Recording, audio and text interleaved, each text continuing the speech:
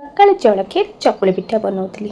ବୋଉ ଠିକ୍ ସମୟରେ କହିଲେ, ମାରେ ଆଜି ଚକୁଳି ପିଠା ଖାଇବିନି। ମୁଁ କହିଲି ହଉ ନା ନାହିଁ, ଅଲଗା କ'ଣ ଗୋଟେ ପିଠା ବନା। ମୁଁ ଚାହା ପିଉଥିଲି, ଭାବୁଥିଲି କ'ଣ ପିଠା ବନେଇବି।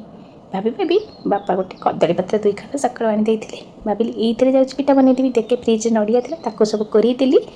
ସୁନ୍ଦର ଭାବରେ ସବୁକୁ ରେଡ଼ି କରିଦେଲି। ତାପରେ ବାଟି ରଖିଥିବା ଯେଉଁ ଆଣରେ, ଚକୁଳି ଆଣରେ ନଡ଼ିଆ, ଗୁଜୁରାତି ମରିଚର ଚୁନା, ଚିନି, ଲୁଣ ତାକୁ ପକାଇ ଭଲକି ଗୋଳେଇଦେଲି ଓ କଦଳୀପତ୍ରକୁ ସବୁ ସୁନ୍ଦର ଭାବରେ ପୁରା କାଳି ଭଳିଆ କରି ସେଥିରେ ଆଣ ଦେଇ ତା ଉପରେ ନଡ଼ିଆ ଓ ଟିକେ ଚେରି ଦେଇ ସୁନ୍ଦର ଭାବରେ ପ୍ରସ୍ତୁତ କରିଦେଲି। ଯେମିତି କୁଲ୍ଫି ଭଳିଆ ଆଇସ୍କ୍ରିମ୍ ଭଳିଆ ଦେଖାଯାଉଥିଲା। ତାକୁ ଇଟିଲି ଛାଞ୍ଚରେ ତାକୁ ଟିକେ 10 ମିନିଟ୍ ପାଇଁ ଷ୍ଟିମ୍ କରିଦେଲି। ଛୋଟ ଛୋଟ ବୋଉଙ୍କ ପାଇଁ ମଧ୍ୟ ଟିକେ ଟିକେ ଇଟିଲି ଭଳିଆ କରିଦେଲି ଓ ଗୋଟେ ଛୋଟ ଚିତଉ ପିଠା ଟାଇପ୍ର କରିଦେଲି।